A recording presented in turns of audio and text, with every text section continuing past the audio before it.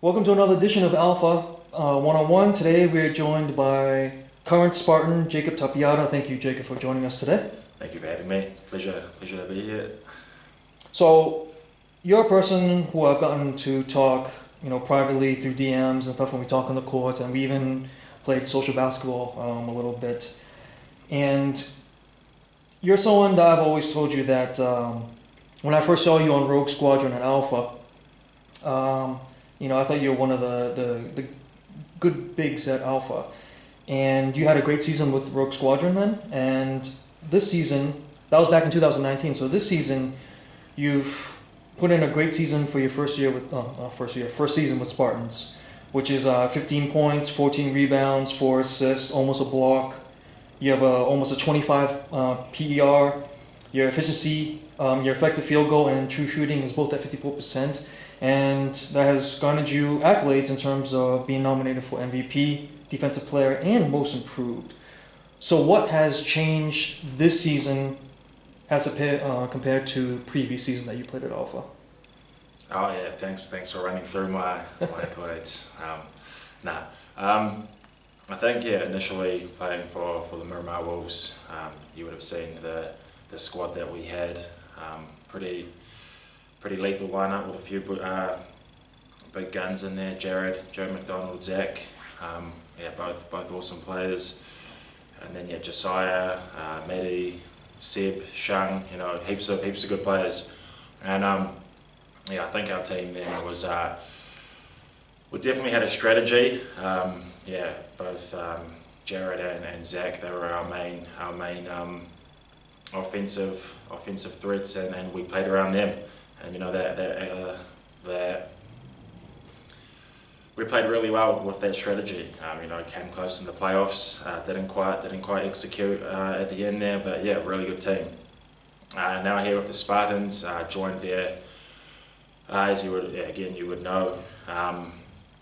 The Spartans have quite a few good pieces. Some really good players in there as well, but lack those I don't know the way to put it, bigger stars maybe, people to really lead the team. So there was an opportunity there for me to join the team, myself and Cyrus, and I think it's, don't know if the decision's paid off, but I think just having big opportunities in the Spartans team might have reflected in some of those things you were mentioning. So speaking of the Spartans, this is your first season. Last season you were with the Wolves, and you were with the Wolves for quite a number of seasons. What was the impetus of leaving the Wolves and joining the Spartans, and what attracted you to the Spartans? So it's been quite a few years, maybe altogether 5 years maybe with the Wolves, and the Wellington Wednesday night comps at the ASB. Mm-hmm. Quite a few years with them, and then in other leagues more recently been playing with some of the Spartans players. Most of them actually who I play with now had played with in other leagues, and really good friends with some of them off the court. And Tim, Jay, and a couple of the other boys got in my ear, asking if I'd be keen to come play, and kind of shared their views of how I could fit into the team. And that kind of coincided with a couple of playoff runs that didn't go as we would have hoped with the Wolves. Again, just wanted to, I guess, test myself and take a step up into a bigger role. You mentioned 5 years with the Wolves, and within each year in Wellington, usually have four different seasons. So that's a lot of playing time with one team. Was it a difficult decision to actually leave the Wolves and play for the Spartans, or no? Well, from when I first joined the Wolves to when I left, completely different team. In various seasons for whatever reasons, people come, people go. But leaving, it wasn't a decision I took lightly. It was something we spoke about in private a little bit. Just felt that wanted to test myself again, and I felt like this was a good opportunity to do it. And with coupled with that, joining a team with players that I really respect and enjoy both on and off the court. Change of scenery. Yeah. The classic change of scenery. Yeah. Can you give a little insight into Jay and Tim's leadership, their qualities and their style, and how do their philosophy? So Tim and Jay, both people I have a lot of time and respect for. They're just, I suppose, with their leadership qualities, both very welcoming people and create an atmosphere for people to be themselves. And yeah, making everyone feel welcome, and bringing positive energy, even when, as you would have seen, how this season's gone. Not how we wanted it to go, but yeah, they kept going. And yeah, a few other things, maybe not to go into too much detail in this interview about, but yeah, just summarising it, both really good guys. How is your fit with this team? And also, you're not the only new. I would classify as a star player in terms of the team. Cyrus Grace, who has played with other teams before, but this is his first season with the Spartans as well. How has your fit been with the team and with joining another star like Cyrus Grace? Well, I suppose where I would start is this season hasn't gone as we would have liked. I think when we started off three games in a row we won, and life was feeling pretty good. But then as the season went on, we just didn't continue to develop and play together, and I think that showed as other teams got better, more familiar with each other. Probably just didn't happen for us as much as we would have liked. So in terms of my fit, yeah, like with Cyrus, I love playing with Cyrus. He's really good. Gets everyone involved. Such a threat on offense, makes it easier for everyone else. But in general, I just don't think we as a team have gelled as well as we should have on offense, and that's shown with some kind of stagnant offense, lackluster offense, and very low scores. Well, relative to what we could score. Can you explain the issues behind the offensive struggles that you guys have endured this season? Well, for me as a player, the kind of philosophy I like to play with is moving the ball, getting everyone involved, and I think with that, to apply that to a team, everyone has to be on the same page of where are we trying to score, where are our strengths, and how are we gonna implement that. So yeah, passing, driving, spacing. Yeah, I just don't think we've quite nailed it. And sometimes you would see I think we get in each other's way. And yeah, maybe don't put each other in the best position to score and play successful basketball. Is that just lack of cohesiveness? Or is that just lack of training, or lack of... how would you explain why are you guys running into each other on offense? Yeah, I think it's lack of training. We've tried organising runs, practices outside of this to iron out some of those, whatever you want to call them, but the realities of life. People work on the weekends, people have children, other commitments. It's really difficult to get that extra time in.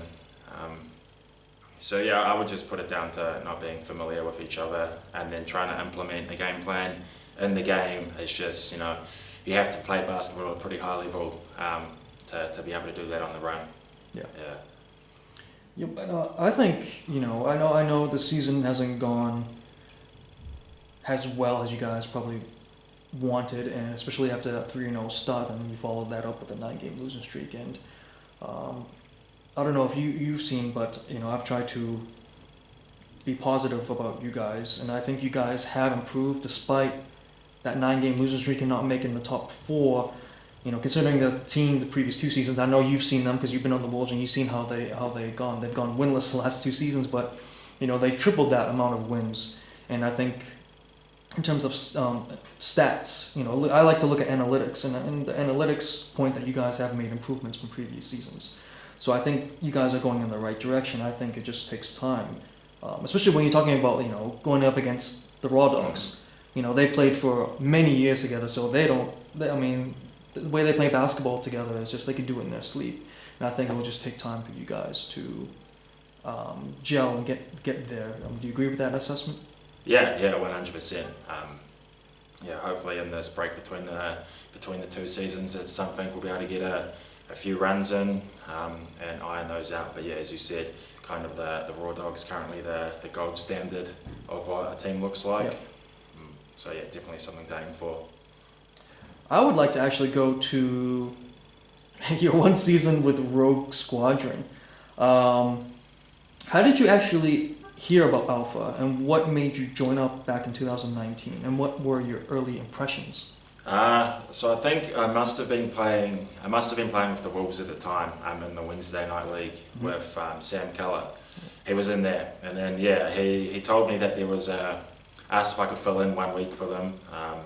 Didn't really know too many details, but whenever there's a run going. Was he in Rogue Squadron at the time? Sam Keller? Yeah, I think he was. Yeah. So when I joined, I think it was him. Jay was in there. Joe Larella's. Yeah. I think Seb joined, or he might have already been a part of it. Yeah. I think I might have taken Austin's spot. He might have been injured. Can't really remember.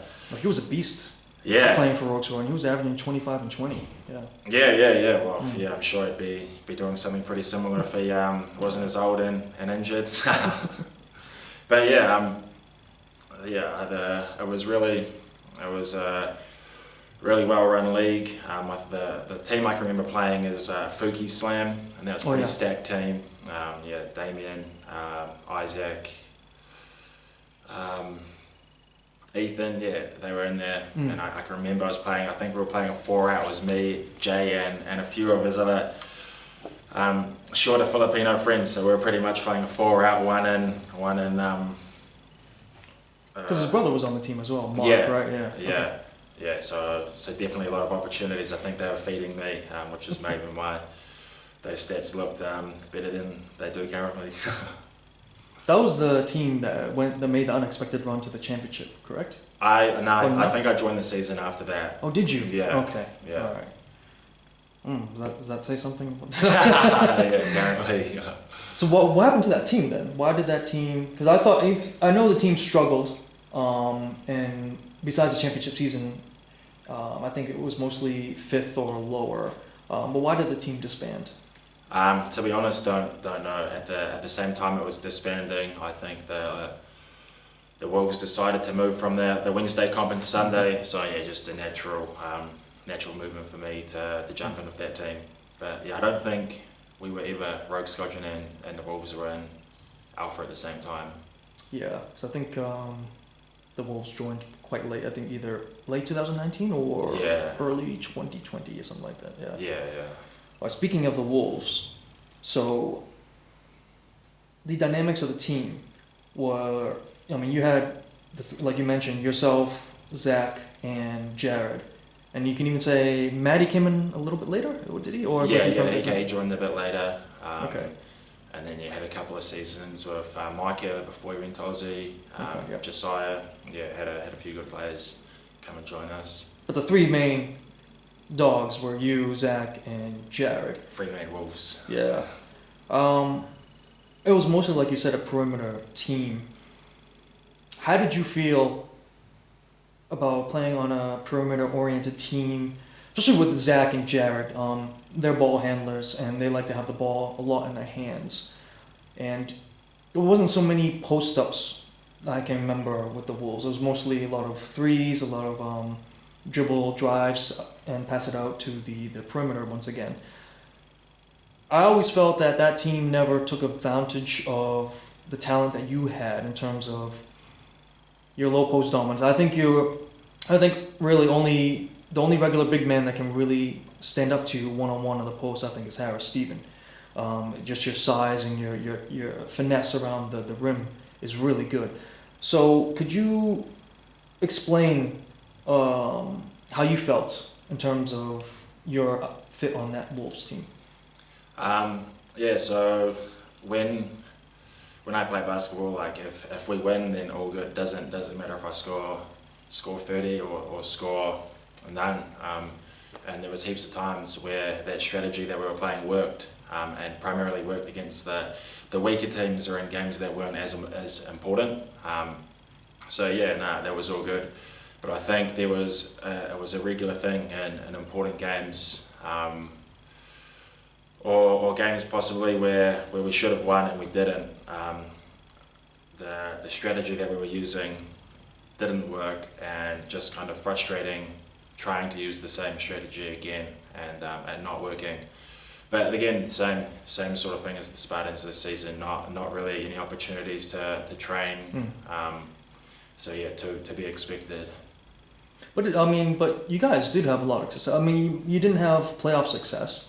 I believe you guys made the semifinals except for one season where you lost in the first round. I think you faced the Dogs, unfortunately. But you guys made the semifinals in every other season. You guys had a great regular season record.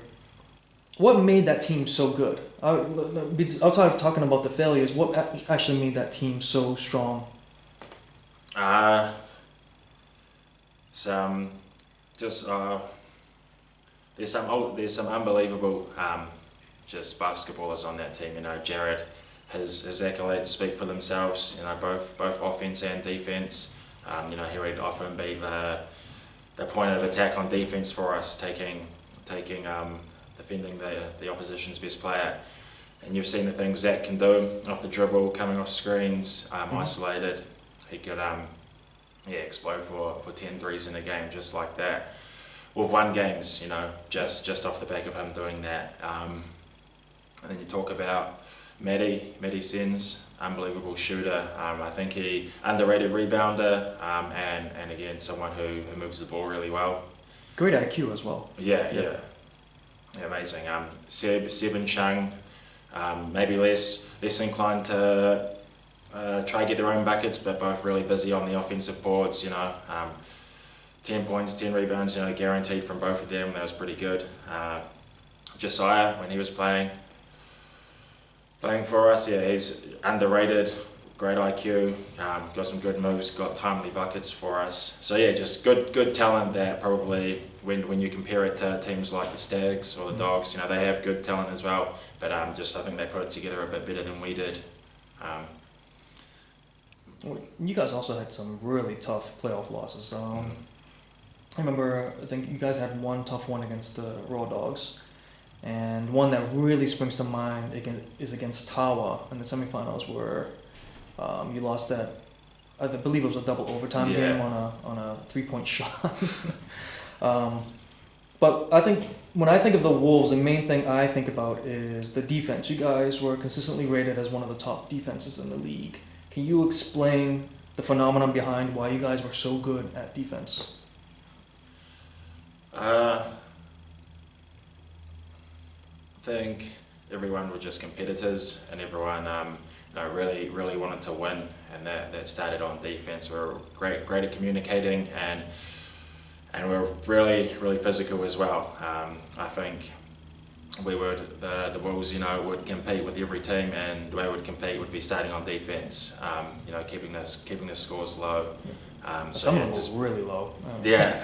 Yeah, well, you know, good defense. Yeah. We play good defense, then always have a crack to win. So just tenacity from everyone playing, I think.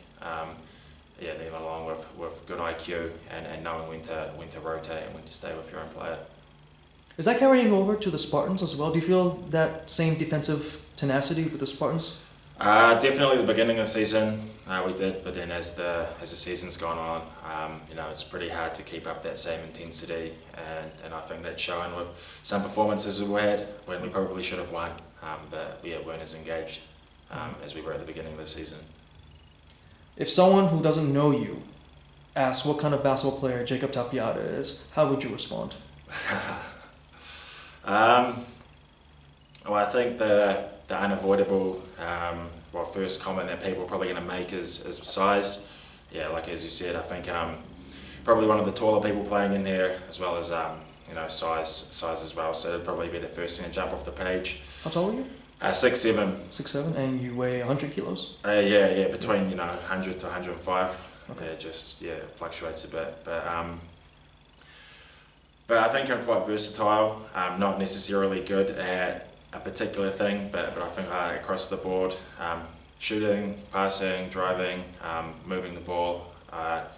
think I do the little things well, and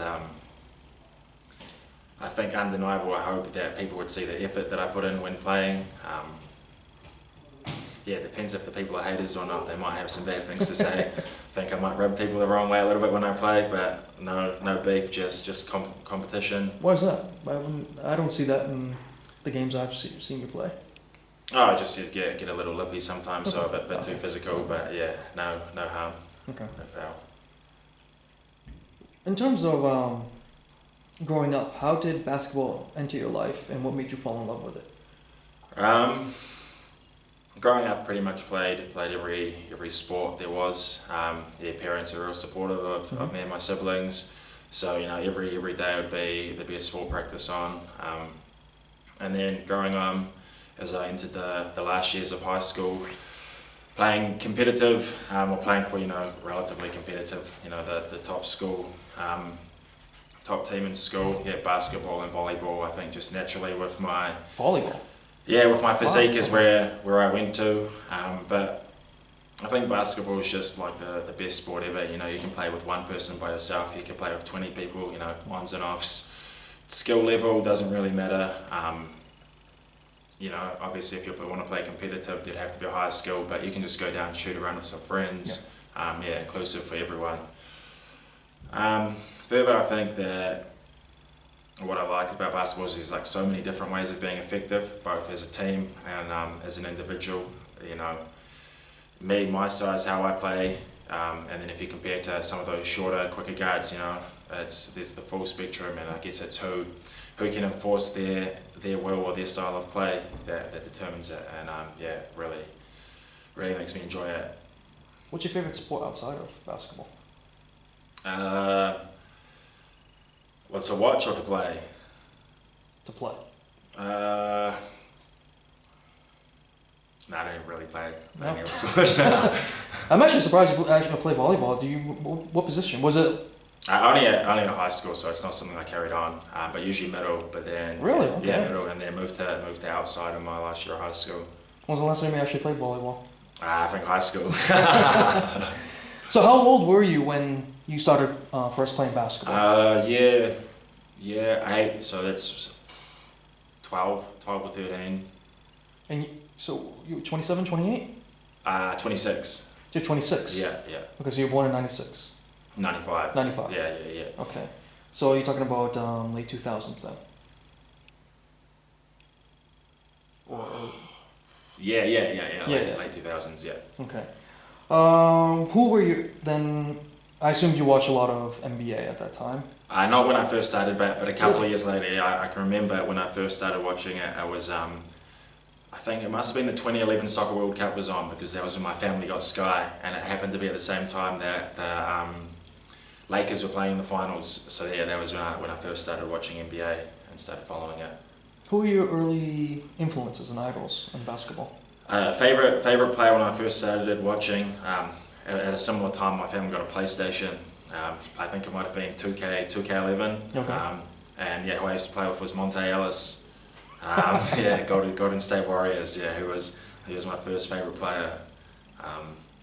He was at that time he was a unique player. It was before the perimeter evolved into what it is now. But he shot a lot of threes. But I think even though he was quite thin, it was very underrated that he could do a lot of different things. He could play good defense, he could block shots, he could steal, he could shoot the ball, he could drive, he was a good passer. He was just a guy who could do everything, and it's kind of a shame that he was always injured. And I think that kind of derailed his career, but I thought he was a really good player. Yeah, probably, I agree. And playing the way that he played at his size probably, affected those injuries. One thing I'm quite impressed about you, especially through our talks, is your knowledge of the game. Have you ever been coached? Well, at high school, got coached by the coaches who ran our team, but I just really enjoy watching, thinking, playing basketball. Just something I spend a lot of time doing, I guess. That's quite impressive how much you know about basketball, and especially when we talk about alpha, you're able to really pinpoint the strengths and weaknesses of teams, especially your own teams, and it's quite impressive. Like I said, I've always enjoyed watching you play, is because I think you have a great touch around the rim. You can post up, you can hit the mid-range shot, you can even hit the occasional three. One thing that I've always wanted to see from you, though, is your mental side of where you become more aggressive. And when I say that is even some games I remember this season where I think you are one of the top, you and Cyrus are the two stars of the game. But there have been games where you only shot 4 shots in a game, and you have other players that, you could say they're more supporting players that shot more than you. I just wish I would see more aggressiveness out of you. And can you explain why sometimes that aggressiveness isn't there? Yeah. So as that one's on me, not being as aggressive as I should. But if I think about how I want to play the game, there's a balance between, I suppose, taking over, being dominant, looking for my shot, as well as moving the ball, getting everyone else involved as well. And I just don't think we've found that balance enough. When you say we, do you mean Spartans or yourself? Or both? I think both. We aren't on the same page, but then as well as that, not an excuse, because I moved there wanting to having more of a responsibility, especially on offense. So take that one. That's my bad. Do you feel that is part of your mentality, is to take over a game?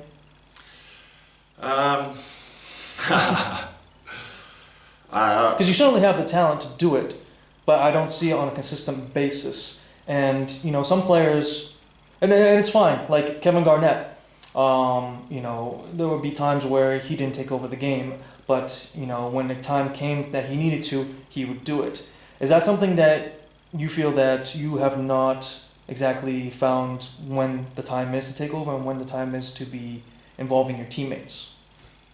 Yeah, I definitely haven't gotten that balance right. But in terms of our team now, if there was someone who down the end who would want the ball in their hand, definitely I think it should be Cyrus. How he his talent getting the ball in the basket a whole lot better than mine. But that still doesn't answer your question whether or not I need to take over more, or if it's something I think about.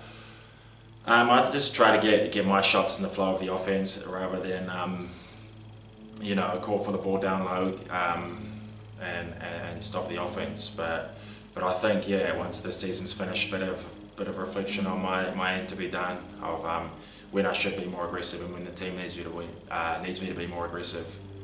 Well, I think you mean to me you're still young, and it kind of has parallels of I know you and I have talked about the Celtics this year.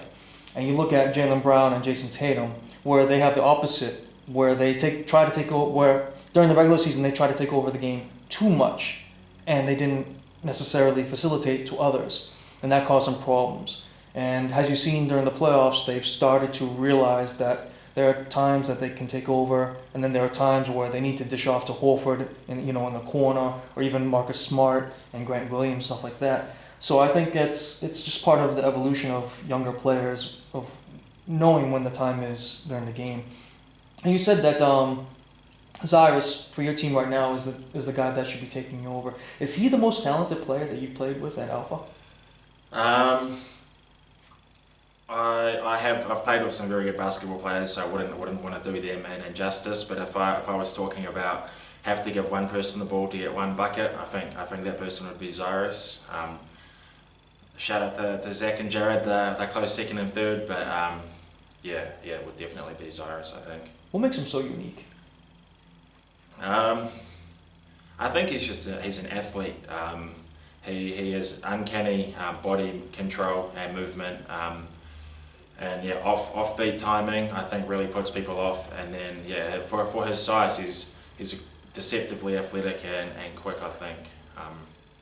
How old is he? 6'3" maybe. Yeah. Okay. Yeah. He's pretty. He's really long, lengthy.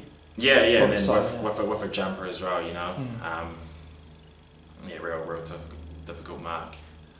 All time, you're fifth in rebounding, you're eighth in per, and you're third in double doubles.